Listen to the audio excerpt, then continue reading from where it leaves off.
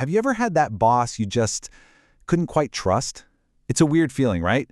You can't always put your finger on it, but it changes absolutely everything. Well, today we're diving deep into why trust is really the single most important currency any leader has, and more importantly, how you can start earning more of it. Man, this quote just hits hard, doesn't it? I mean, think about it. You can spend months, even years, building up a reputation for being solid and reliable. But one broken promise, one missed deadline, and poof, it can all just vanish in an instant. Trust is so fragile, which is why we have to be incredibly intentional about building it and protecting it. You know, it's so easy to dismiss trust as some kind of soft skill, but that is a huge mistake. I've seen brilliant, well-funded projects completely fall apart. And why? Because the team simply didn't trust their leader. But on the flip side, I've seen teams pull off absolute miracles in a crisis, all because they knew, without a single doubt, that their leader had their back. So yeah, trust isn't just a nice-to-have, it is a non-negotiable for getting anything done. Okay, so let's get into the mechanics of this. The good news? Trust isn't some kind of magic. It's not this mysterious quality that you're either born with or you're not. It's actually more like an equation, a formula that you can understand and, way more importantly, that you can actually put into practice. So, if trust isn't magic, then what is it? I want you to think of it like a really sturdy three-legged stool. When all three legs are strong and balanced, that stool can hold up under immense weight, pressure, change, you name it. But if even one of those legs gets a little wobbly, the whole thing just comes crashing down. So let's take a look at what those three legs actually are. So here they are, the three legs of our stool. First up, we've got consistency. This is simple. You do what you say you're going to do. People can rely on your word. The second leg is care. This means your team knows you see them as actual human beings, not just cogs in a machine. They feel that you genuinely have their best interest at heart. And the third leg is competence.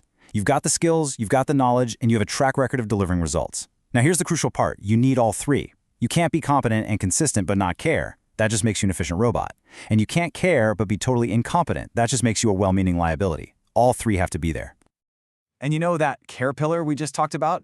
That's where this next idea, authenticity, really comes into play. Because here's the thing. You can't fake genuinely caring about people. Your team will see right through it in a heartbeat.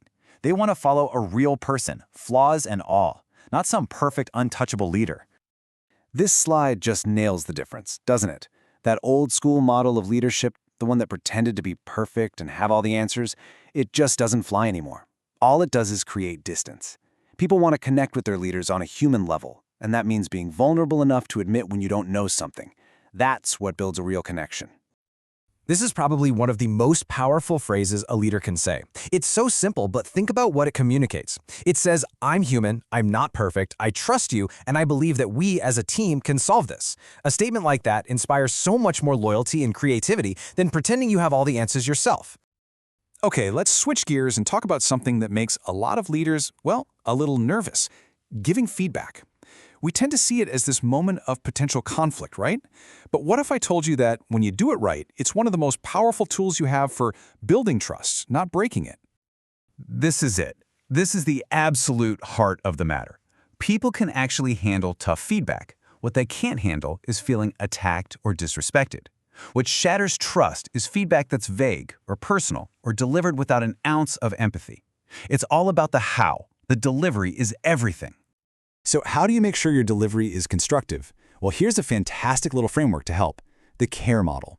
C is for clarity, no vague statements, be super specific. A is for action, focus on what can be done differently going forward, not on blaming for the past. R is for respect, you criticize the behavior, never the person. And E is for empathy, take a second to genuinely try and see it from their side before you even open your mouth.